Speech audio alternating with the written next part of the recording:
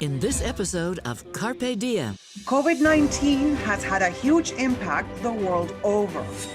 Guests Jason Matlow, Dr. Bhatia, and Minister Lana Popham give their insights on how we can do our part during this pandemic. Carpe Diem, seizing the day for Canadians as we age. Welcome. In this episode, let's go back to April 2020. That's when we realized the tremendous impact of this pandemic. Masks have been proven to slow down the spread of COVID-19. One of the first to turn his fashion studio into a mask-making facility was Vancouver designer Jason Matlow. I was contacted by a client and really good friend of mine, Jessica Taylor, who had started an organization through Facebook called Mutual Aid Vancouver. And what that organization is doing is sending volunteer drivers into the Vancouver community to deliver essential things, medications, groceries, whatever, to the elderly and people who are immune compromised. And she'd asked me if there was anything I could do to create some masks, something for face protection for the drivers and the volunteers, so that they would be protected moving out into the community, and so that the people they were delivering these goods to would also be protected. Now, where are you getting your materials from these days?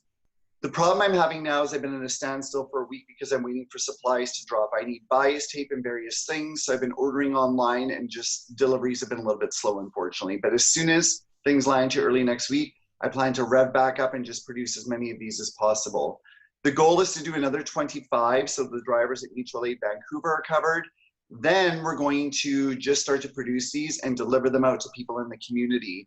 So have you had requests for some glittery ones? There's already anticipation that after the lockdown loosens up a little bit and people begin to integrate back into society a little bit, that we're going to still, for some period of time, need to offer some sort of face protection and coverage. That is when I'll move into the ones that are more glamorous and more fashion related. Right now, I'm really just trying to focus on making them as utilitarian and functional as possible, and really just tweaking the design. The fit has been really important. I've learned from talking to my physician more than anything else to get a tight fit around the face. You tie this one quite high on top of your head. I've added a little dart under the chin so that it hugs it in nice and tight. Once you have it on, there's a piece of gardening or sort of floral wire in there. You get it in position and you can clamp this down to seal this nice and tight to your face. I never leave the house without my mask on. Physical distancing has also been proven to slow the spread of COVID. Some of us have turned isolation into an uplifting or even spiritual experience. This is my room. This is my quarantine. This is my self-isolation. This is the room that I spend 24 hours a day. It's the year 2020 and COVID-19 is in full swing around the globe. Each week I'm going to touch base with another person in a different country and city and see how they are coping with quarantine and isolation in their homes. Hello, my name's David Pepper, and currently I'm in quarantine in Paczków in Poland. I am actually from Portsmouth, but I've been in Poland for a short time, and I was flying out to see my wife in Poland, who I haven't seen her for over 2 months. And the reason for that, she is the only person available to look after her sick mother. Cheers, everyone. So it's important for me to come, even though I would have to quarantine, 7 days to go. even though I would have to self-isolate, at least I would be in the house and we could talk. So what is it like in Poland, where Dave's living? I'm only about 1.5 miles from the Czech Republic border, and they're all closed with razor wire across, and guards, not just army, they've brought the police, the fire service, the emergency services, all doing their duty. So what does a typical day look like for Dave? How does he keep busy? I wake up in the morning and I do a little bit of a workout. From there, I'll do a talk. I'm doing a presentation, I do PowerPoint presentations, and now I've always been too busy. I've made excuses. Now I have time to do things which I never did. I'm sure many people out there are doing the same. And it's nice, actually, in my book about James Cook, And what can we do personally as individuals around the world to stay positive? And I've been trying to be a beacon of positivity by going around to as many care, nursing and residential homes as I could, and I've been singing outside. They've been in lockdown. I can go in the car park and entertain, and of course all the lovely ladies. I've got Norma, I've got Sheila, I've got Mary over there, and giving them entertainment and giving them a little bit of positivity and a little bit of happiness. And it is very scary. And for mental health, I think I haven't heard that enough. I haven't heard about mental health enough. It's very, very important for everyone. Cockles and mussels alive, alive. I'm also trying to do live feeds for some of the care homes. I visit over 65 care homes in the south of the UK. Hello, David. Hello, Dorothy. How are you? What are his biggest concerns? Like everyone, where there's going to be another Great Depression, the stock markets collapse, a global financial slide, mass unemployment. I can't control those things. They're out of my control. It is going to affect everyone. The world has changed. But beyond that, I hope this will make it better for people in their lives to realise that not everything is about making money. This song is for you. Not everything is about rushing everywhere. And that as a human beings, we've got to focus on other things as well. For there's something about a sailor that you know what sailors are. Bright and breeze. Mental health needs to be a top priority as this pandemic forces us to reorganize our entire social structure. When we come back, we discuss stress of our frontline workers. Still ahead on Carpe Diem. We wanted to be able to have a place for the frontline workers to just take a break, put their feet up, have a little relaxation during a long, long day.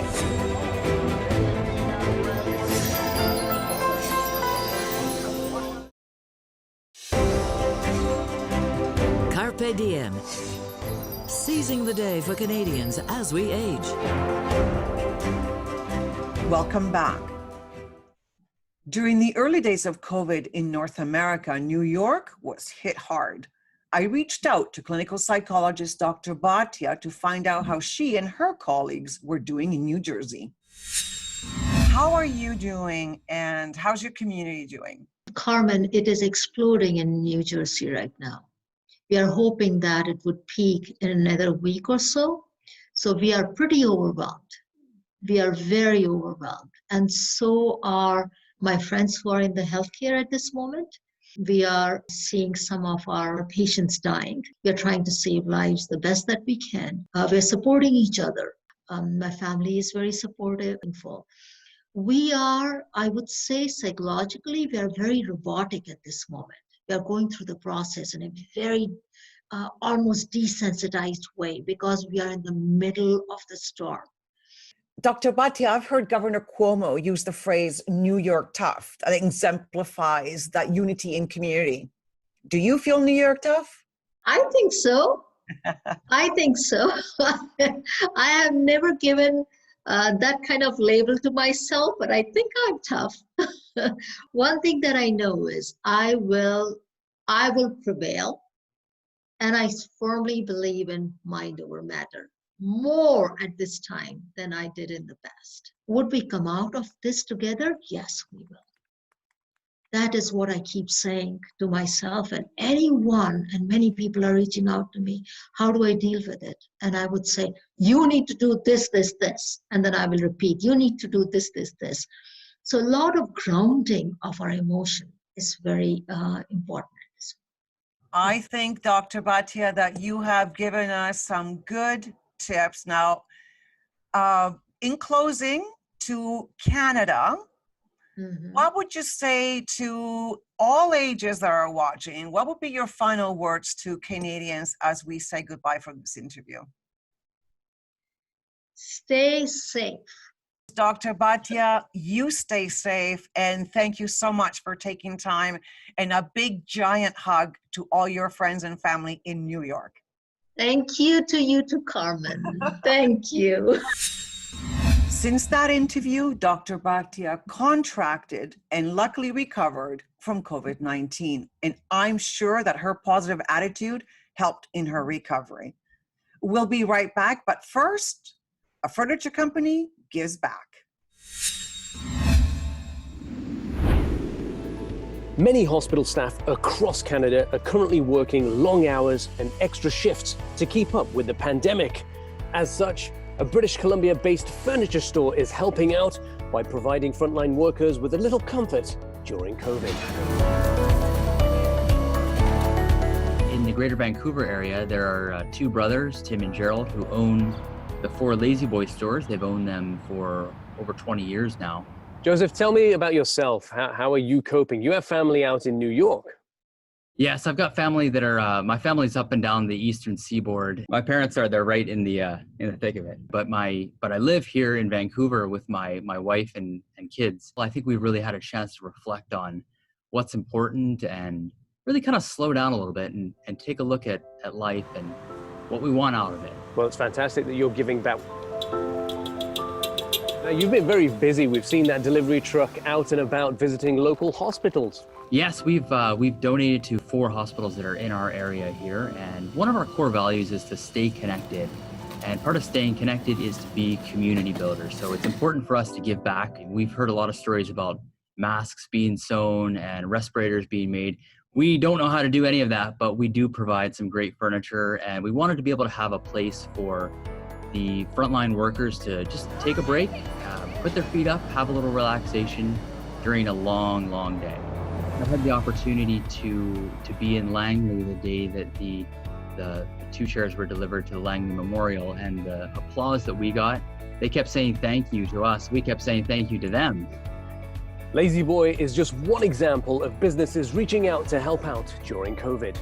Dean Atwell in Surrey. Still ahead on Carpe Diem. It makes it very, very difficult for farmers. It's too few slaughterhouses, and they're owned by such big corporations that when something happens, it closes off a third of beef production.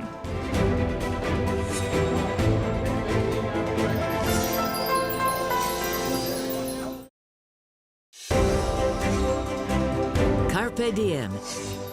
Seizing the day for Canadians as we age. Welcome back. The COVID outbreak brought to light just how much of our food comes from overseas. I reached out to BC Minister of Agriculture, Lana Popham, and I asked her, do we produce enough food ourselves? We do about 40%, just over 40% of BC food we supply for ourselves.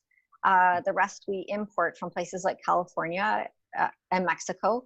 And when you look at any of the disruptions that can happen in places like that, California suffering a drought, we have the opportunity to fill those gaps ourselves, but it takes planning. So agriculture is not something you can turn around overnight. I always equate it to trying to turn a giant cruise ship around. It's hard to get going, but once you get going, as long as the supports are in place, it really starts to move. And I think that we've started to see that. And I think the pressures around the pandemic will start to see that move even faster now. So do you feel now that this system, this new way of shopping, the producer to my table, that's pretty well going where it needs to go? There's always room for expansion there. But at the same time, we're also partnering with larger retail outlets.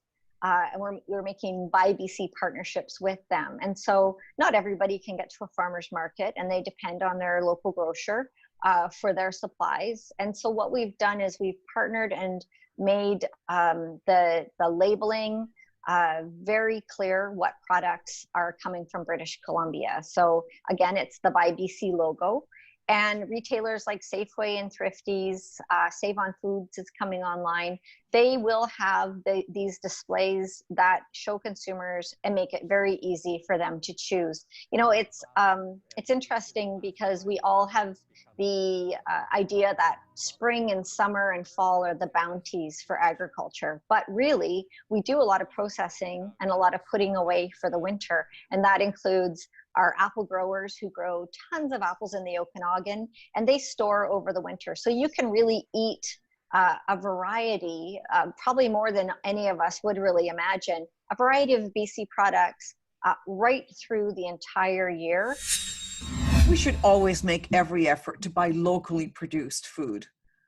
How are BC meat producers managing? Take a look at this and we'll be right back. It makes it very, very difficult for farmers. It's too few slaughterhouses and they're owned by such big corporations that when something happens, it closes off a third of beef production. Global food producers are facing supply chain disruptions due to the COVID-19 pandemic. Canadian meat producers are among those affected, and it spurred a conversation around local food independence. Well, I'm kind of in a unique position. I actually used to be in supply chain management for grocery stores, and now I'm in farming. So I see it from both ends. Currently, we have shortages in processing facilities. We are having plants here locally as well that are having to do 14-day closures and things like that because of outbreaks locally. Cargill's 2 facilities in Alberta and Ontario make up 55% of beef processing in Canada. The plant in High River, Alberta, had recently closed for 2 weeks after a large outbreak. What kind of things have you done around the farm to make sure that the animals stay safe, that your workers stay safe? Well, we're in constant communication with our processing facilities just to make sure that if anything does come up that we know right away so that we can try and act accordingly. We also are making sure that when we are going to our processing facilities, we have to fill out paperwork, they check our temperature when we arrive, we have to wear masks and gloves and all of that kind of thing to help keep their staff safe. How would you describe the value that consumers can reap from shopping for local goods?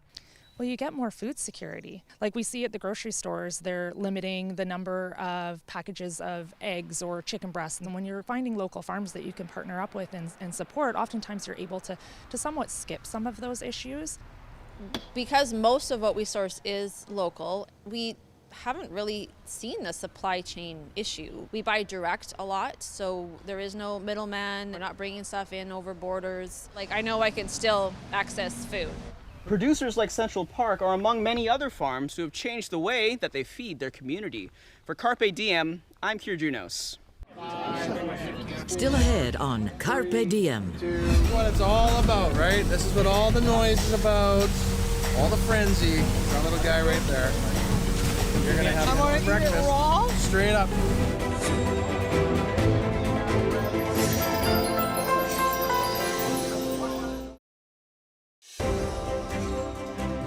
Carpe Diem.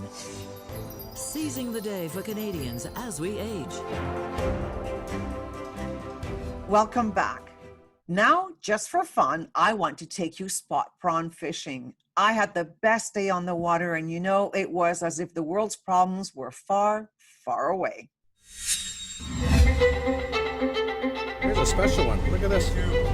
1, 2, 3, 4, 5, 6, 7, 8, 9, 10, 11. 11 spots on that guy.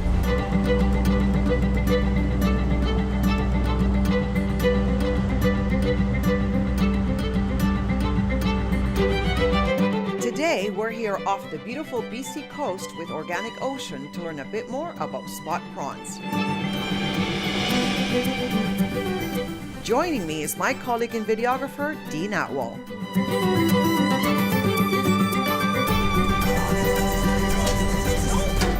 We leave Falls Creek, Fisherman's Wharf next to Granville Island every morning about 6 a.m. We're back in around 1 p.m.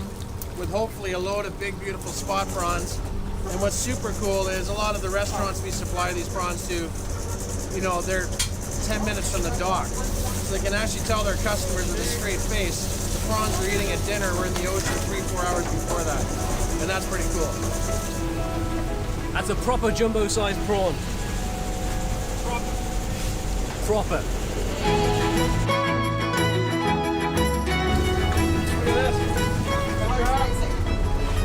There you go, Carmen. Oh, there's crabs in here. We got a little jellyfish on the top here. Very little bycatch. And you do get bycatch like this little apelio crab here. You just throw them back and this little bullhead. Watch them swim away. Spot prawn fishery is very sustainable in that regard. Very sustainable, very minimal bycatch. And when you do catch it, it survives.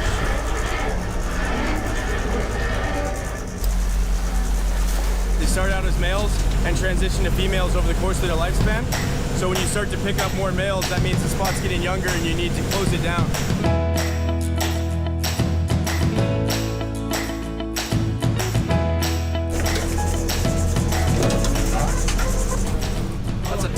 warning stinger. That's a red jellyfish, and it don't feel good when it hits your skin. You ever been hit with one of those? A couple times. Many times.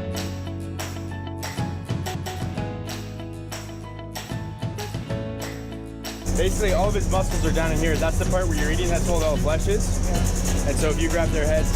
Okay, go for it. Okay. Come on, you gotta grab one at least. Grab one, grab one. Okay, grab his head, grab his head up here. Okay. Yeah. Nice. In the bucket. Oh! Do this again.